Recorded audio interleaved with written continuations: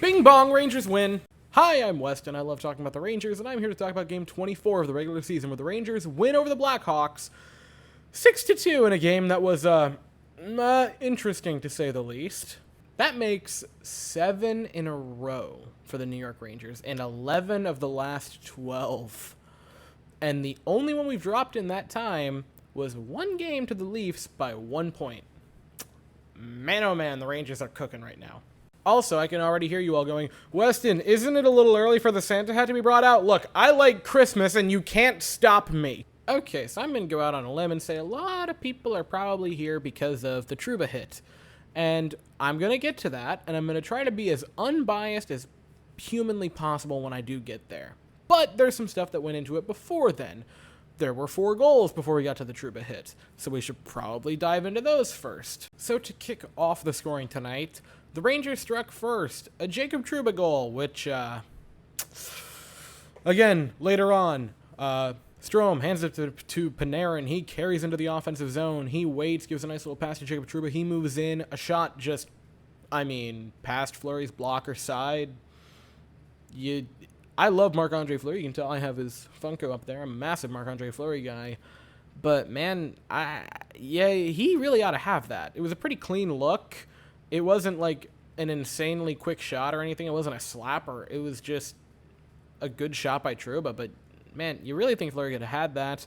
You'll take it. Rangers take a 1-0 lead because soon thereafter you'd have a shot that would go in for the Blackhawks that Georgiev should have had. Like 30 seconds later, the Rangers win a face-off in our zone. Gives it, we just gave it right to Eric Gustafsson. And a shot from the blue line. Okay. Now, some Rangers fans are saying, well, how should Georgiev have had that? It was screened by his own player, and it might have been tipped by his own player. That being Patrick Nemeth, because I guess Patrick Nemeth just lives to make the lives of our goaltenders more difficult than they already are. Now, 2 things. A, I don't think it was tipped. I think if it was tipped, it was barely, it grazed his sleeve.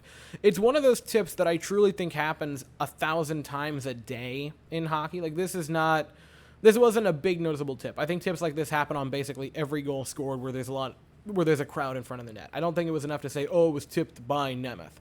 Second, yes, Nemeth was screening our own goaltender, which is, frustrating.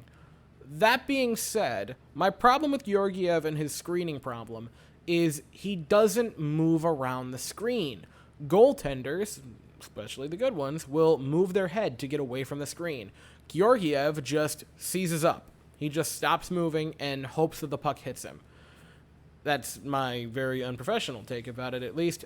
It doesn't work that well. Again, here, if he would have just moved his head a little bit, he could have seen the shot coming and possibly stopped it. He almost got the glove on it. I think he did even touch it with his glove. And if he would have just moved a little bit to see past the screen, there's a much better chance that he would have stopped it. But regardless, it's 1 apiece after about 2 minutes. A little bit later on, in the first period still, Blackhawks win a face-off. It's stopped by Georgiev originally, and then Datch just puts it past his left pad. Again, you really would like Georgiev to have a pass like that. This one is just, if I had to put a main reason, I'm going to say bad positioning. His legs weren't really out. They were very close together. Instead of being butterfly, this is not going to be a great representation, but butterfly being like this, they were more like that. And it just slips right past him. He can't get anything on it. It's 2-1 Blackhawks, and you kind of think, oh, this could get away from us a little bit. Completely honestly, at that moment, I'm like, oh, we might lose this game and lose the streak. It was looking not great. Not a lot was looking good. The Rangers, we were putting shots on goal, but none of them felt great aside from the Trouba one early in the first period. And you kind of panic going into the second because we're down 2-1. Georgiev was allowed 2 goals that you really would want to see stopped. And it was just a rough showing in the first. Luckily, the Rangers really got it together in the second and third periods. And we'll get to the Trouba thing. Completely honestly, at that moment, I'm like, oh, we might lose this game and lose the streak. It was looking not great. Not a lot was looking good. The Rangers, we were putting shots on goal, but none of them felt great aside from the Trouba one early in the first period. And you kind of panic going into the second because we're down 2-1. Georgiev has allowed 2 goals that you really would want to see stopped. And it was just a rough showing in the first. Luckily, the Rangers really got it together in the second and third periods. And we'll get to the Trouba thing. So, early in the second period, Rangers on a power play, passing it around the offensive zone. Fox has it. He passes it to Ryan Strome. He passes it behind the net a little bit to Chris Kreider, who puts a beautiful centering pass for Mika Zibanejad. He passes over to Artemi Panarin, puts one past Marc-Andre Fleury. Man, that was a beautiful passing sequence. All 5 of the Rangers touched the puck within about 3 seconds before the goal was scored. And I want to especially talk about the Mika Zibanejad pass, because yes, that was a pass. You can clearly tell that was not him flailing at the puck and missing it or mishandling it. That was a perfect pass from Mika Zibanejad over to Artemi Panarin, or a mistake that happened to go tape to tape from Mika to him. I'm going to take it that he meant to do that. That was a beaut. Mika Zibanejad, maybe not scoring goals at the rate you want him to this season, but you gotta admit, he's doing pretty darn well. I've seen quite a few people complain about Mika Zibanejad this season, and I'm like, guys, he's got 20 points in 24 games. If this is him in a bad year, I think we're okay. And G. Willikers, didn't that Panarin goal look pretty darn familiar? Like, just the other night. He scores his first of the night. He would score again later. And I completely forgot to mention this, but on the Jacob Trouba goal, that was Panarin's 500th career point. Ironically scoring it in the home stadium that he maybe should have been in all along. But then the Blackhawks decided to trade Artemi Panarin because they didn't want to pay him in like a few years from then.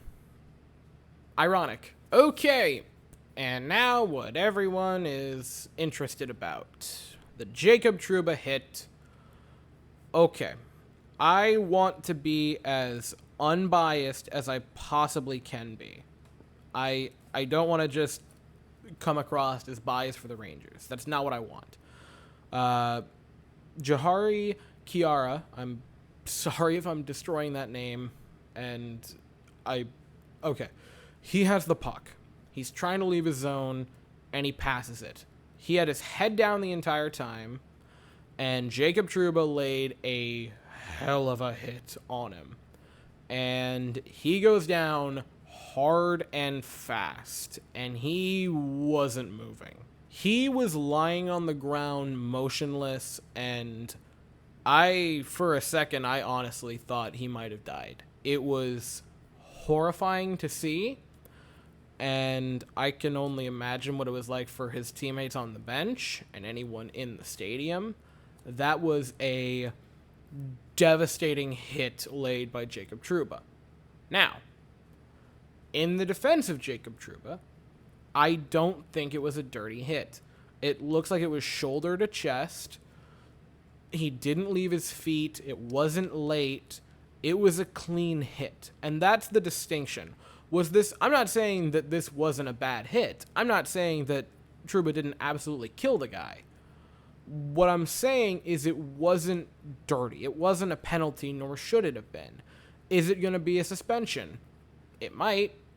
I can see the NHL saying we want to make a statement that we don't want to see anything like this again, but the NHL making a decision of player safety is sort of the equivalent of seeing a unicorn, so it's probably not going to happen. But I can understand why Blackhawks fans were a little upset at Jacob Trouba, because you watch a hit like that, you get upset. It was a nasty, nasty hit, but I think it was clean. I don't think it should have been penalized. It wasn't. I don't think he should get a suspension. I don't think he should get a fine. Obviously, right, all of that said, it was horrifying. Of course, our thoughts and prayers are with Jahara Kiara. And man, that was...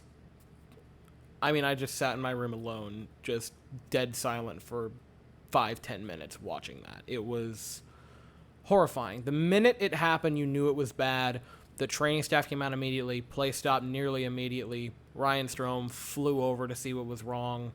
and it took them no time to get the stretcher out there. It was an incredibly scary sight.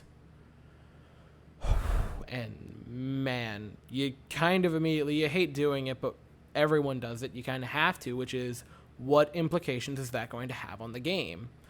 Is there going to be more hits thrown that maybe shouldn't be by both teams? Are the Blackhawks going to retaliate by throwing some hits?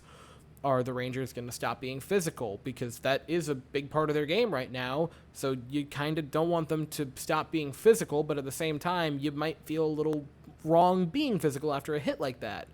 Are the Rangers going to lose momentum from the goal of Panarin? Are the Blackhawks going to lose all will to fight because one of their players, got absolutely crushed? Are the Rangers going to lose momentum? There's so many things that could happen in the game from this. And it was, I think I'm not alone when I say that, like, my mind was running 100 miles a minute when this whole event took place. Now, it was released during the game that Chiara was taken to the hospital for further evaluation, and then it was announced after the game by the head coach of the Chicago Blackhawks that he's up, he's talking, and he is very responsive, which is all awesome to hear. And you just hope that it continues to go positive, because that was horrifying. In hockey, you go long periods of times without hits like this being laid, and you kind of forget, like, oh yeah, this game is 1,000 miles an hour, and this is an inherent danger of it. And I say a long time, this was quasi-similar, at least to my eyes, of the John Tavares hit last year in the playoffs, with just, like, the collision of it, and kind of similar to that one, I don't think there was any malintent behind it, just like the Corey Perry hit. It was just a very, very, very unfortunate set of circumstances and timing that led to something awful. I also, again, you can tell Trouba meant to lay the hit, obviously, but it was not meant to have that result. He looked gutted after it, and on the bench, you could tell he's like, I'm gonna go have to get fought after I get on the ice again. And that's the next thing of note that happened, was a Jacob Trouba fight. I just want to make sure I get it correct. It was Riley Stillman, and fighting in hockey is such a weird thing, right? Now, specifically in cases like this, because if you're the Blackhawks, no matter what you see, that is your player that got crushed by another player. Dirty or not, clean or not, that argument aside, you have to respond to it. And Riley Stillman did. Just not in the way you're sure he wanted to. He obviously would have wanted to win the fight and not get his brakes beat off by Jacob Trouba. But if you're Jacob Trouba, obviously you feel bad about the hit, but you're not just going to sit there and allow yourself to get punched in the face repeatedly, so you kind of have to fight back and, try to win the fight, and Jacob Trouba did. Again, he kind of beat his brakes off.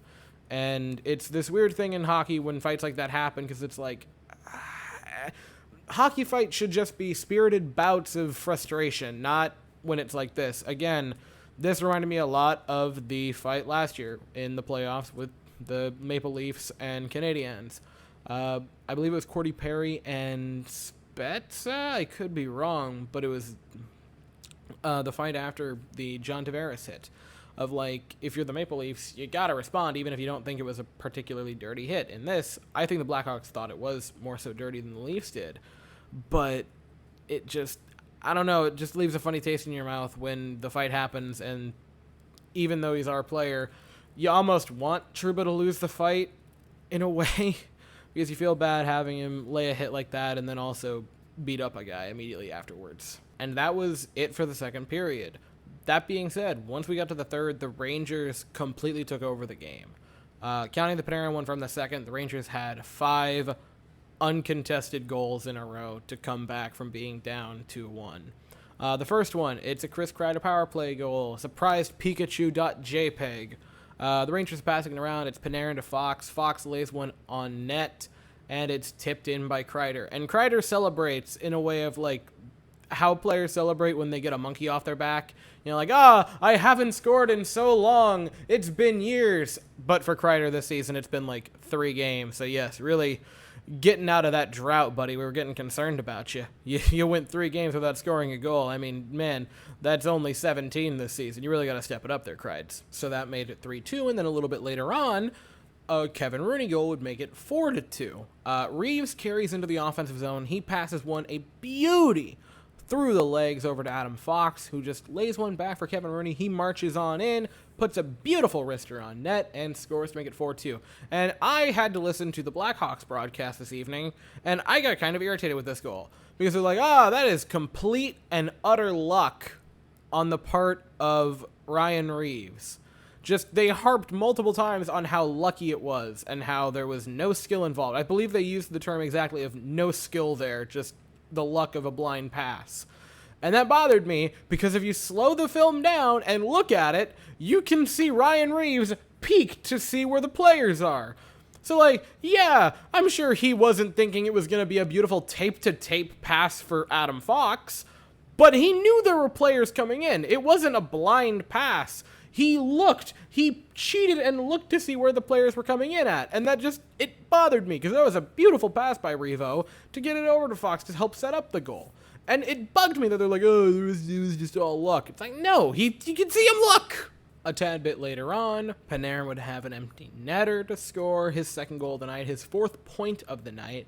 And that, in 2 back-to-back games against the Blackhawks, is 7 points for Artemi Panarin. Sheesh! The final goal of the game to make it a 6-2 Rangers. You have Kevin Rooney fighting for it behind the net along the boards. He eventually frees it. Ryan Reeves gets it. He moves around, puts a shot on net. It's stopped by Marc-Andre Fleury, but Barclay Goodrow puts it in. I'm not sure that Barclay Goodrow even looked at the puck, just instinctively batted at it and put it on in. A slick goal by him. The Rangers take a 6-2 lead with basically no time left.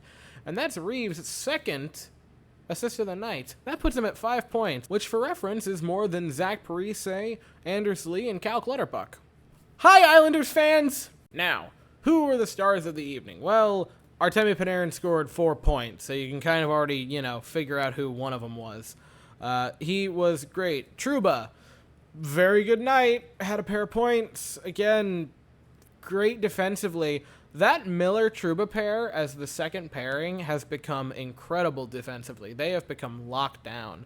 And obviously the Fox line is still doing good. Ryan Lindgren is never going to be this high-scoring defenseman, but he is very good defensively. He works awesome with Adam Fox.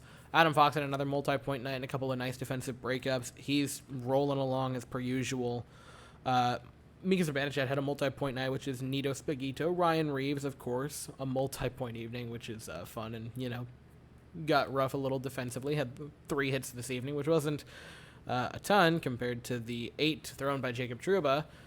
Ryan Strome had an assist. He also got in a fight for Ryan Strome, which, okay, I like Ryan Strome a lot, and I would certainly like the Rangers to somehow find it in our wheelhouse to give him a nice little contract extension. That being said, when it comes to, non-fighters fighting, it's always hilarious to watch, because you can't watch it like a normal hockey fight where it's 2 big strong guys that are actually fighting each other in a genuine fight. Whenever it's the playmakers, like a Ryan Strome's of the world, it's always 2 guys that don't really know how to fight, but they're going to.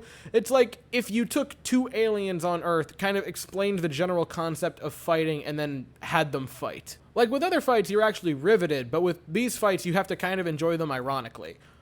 Playmaker fights are like the Birdemics of hockey fights. Playmakers fighting is the Birdemic of hockey fights. I should put that on a t-shirt. And while Georgiev allowed 2 goals that you'd really rather him not allow, he was okay. It wasn't a bad evening for him. I'm not going to razz him too hard. I thought he was the sort of definition of okay. It wasn't a bad game. You'll take it happily. And now the Rangers have a fun little question to think about for tomorrow's game, which is, what do you do with goaltending? Because, you want Georgiev to go in a back-to-back coming off of a game where, granted, he only allowed 2 goals, but looked shaky on those 2 goals, Or do you want to go with the mystery box and go with the rookie in his debut, Huska? I'm kind of leaning towards that, but at the same time, I mean, you kind of don't want to hang out a rookie to dry against a team as good as the Colorado Avalanche. Although the last time the Rangers did that, it worked out pretty well for them. Cough, coffee, Gorshas, Jerkin. That is tomorrow at 7 p.m. We return back to Madison Square Garden where we go for our 8th straight win. Oh boy. And I believe our 9th straight in MSG. Man, that's going to be fun. I'll be here tomorrow after that game. Thank you all so very much for watching. I hope you all have an absolutely fantastic day. And as always, go Rangers.